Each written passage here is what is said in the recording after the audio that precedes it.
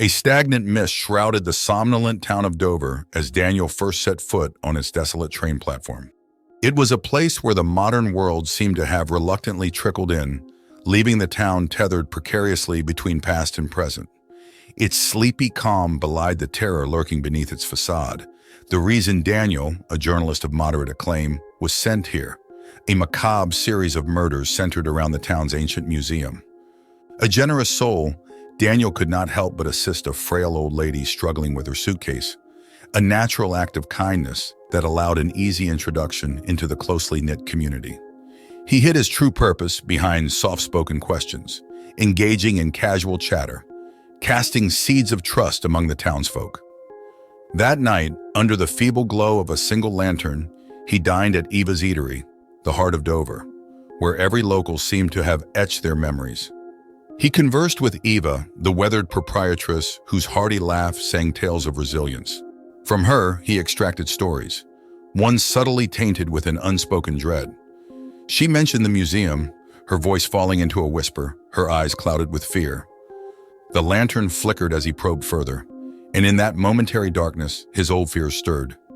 He remembered how his past case had spiraled into an obsession, how paranoia had threatened his sanity. Pushing down his rising dread, he listened as Eva spoke of odd incidents, of strange objects, of the section of the museum forever closed to the public.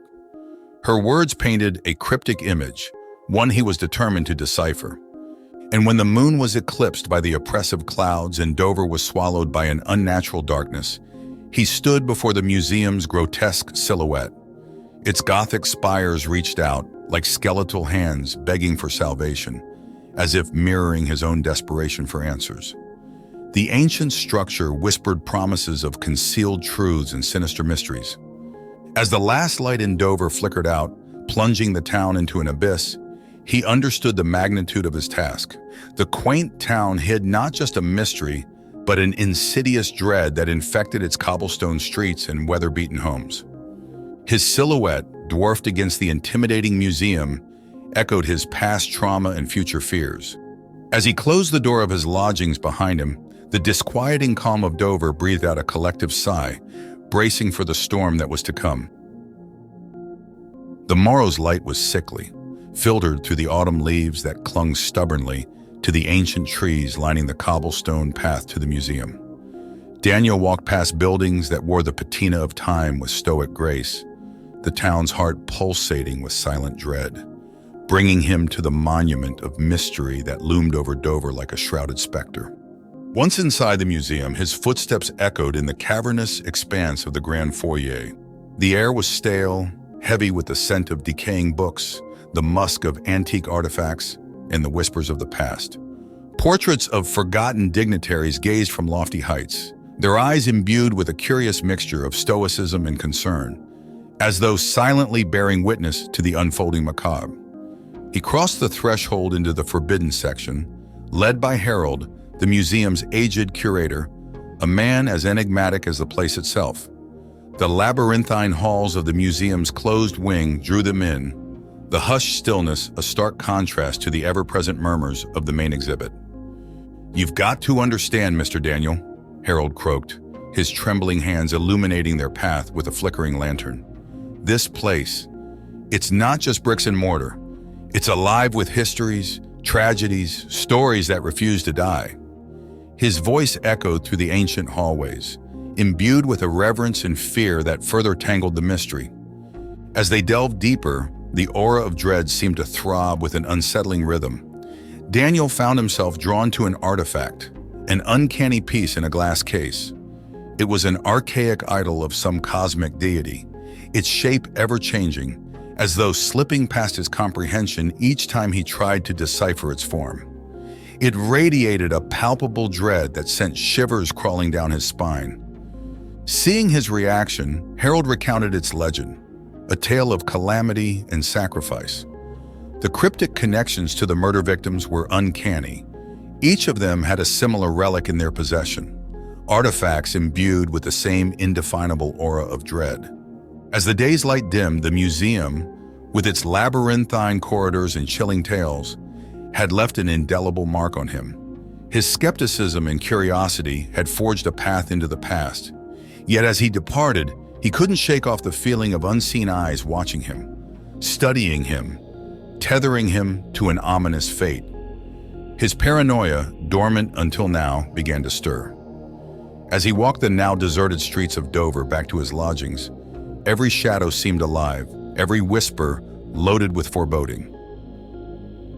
Under the veil of an overcast morning, Daniel roved the twisted lanes of Dover, chased by the lurking whispers of paranoia.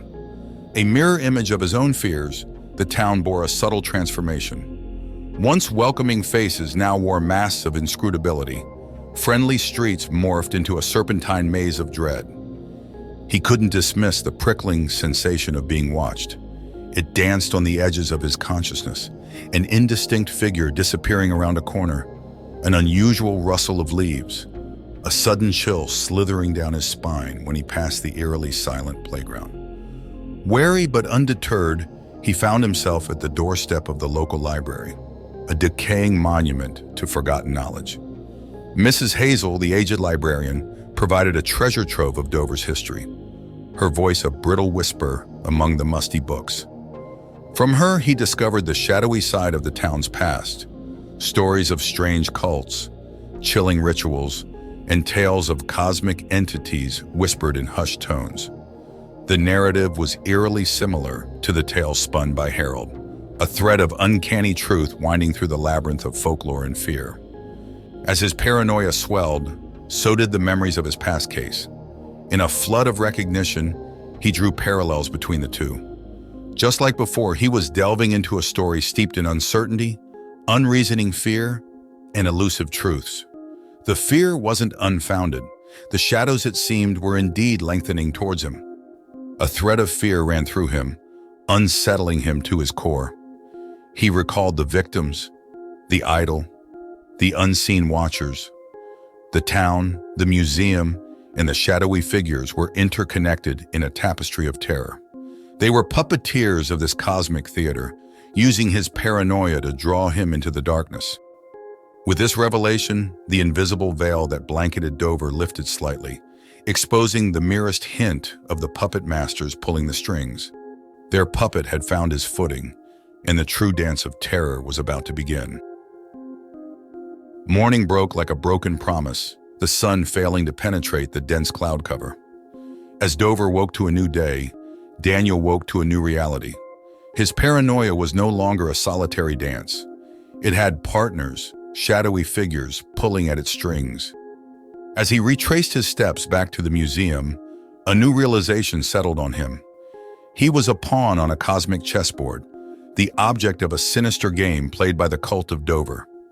A sense of despair trickled in, and the town, once quaint and welcoming, revealed itself as a complex illusion, an elaborate stage set by the puppeteers.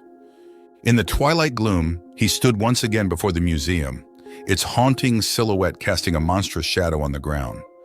His reflection in its darkened windows showed a man spiraling into the vortex of paranoia, each swirl bringing him closer to a shocking revelation. Inside the museum, the idol pulsed with a sickening intensity. His fear, his obsession, his past and present all seemed drawn to this dreadful relic. He touched its glass case, its alien form shifting and undulating in the dim light. Suddenly, his world spun as a wave of overwhelming terror washed over him. His vision blurred, replaced by a horrifying panorama of cosmic horror. He was a minuscule entity on the edge of an infinite abyss, the puppets around him dancing to the tunes of unseen puppeteers. His sanity teetered precariously, the foundation of his reality crumbling. As he retreated into the perceived safety of his lodgings, he knew he was descending into madness. But as the walls of his sanity crumbled, he also knew he was getting closer to the truth. It was a race against time with his own sanity as the clock. The night was a thick, heavy blanket, swallowing the last vestiges of twilight. As Dover plunged into darkness, Daniel was drowning in his own depths. The careful facade of calm had shattered, revealing a man teetering on the brink of madness, his sanity a mere candle flickering against the cosmic winds of terror. Summoned by an irresistible pull, he found himself once more before the museum, its Gothic silhouette now a grotesque puppeteer beckoning him towards the final act of its ghastly drama. Inside the museum was a cathedral of dread. The relic called to him, its grotesque form undulating in the dim light, its alien pulse merging with his own. He reached out, his fingers brushing against the glass case. A jolt of raw, primal fear coursed through him, yanking him out of reality into the unfathomable depths of cosmic horror. He saw them, the puppeteers, the ancient cult cloaked in shadows, their faces masked with an unsettling blend of reverence and sadistic pleasure. He was their final pawn, his impending doom their ascension. The museum warped around him, reality melting away.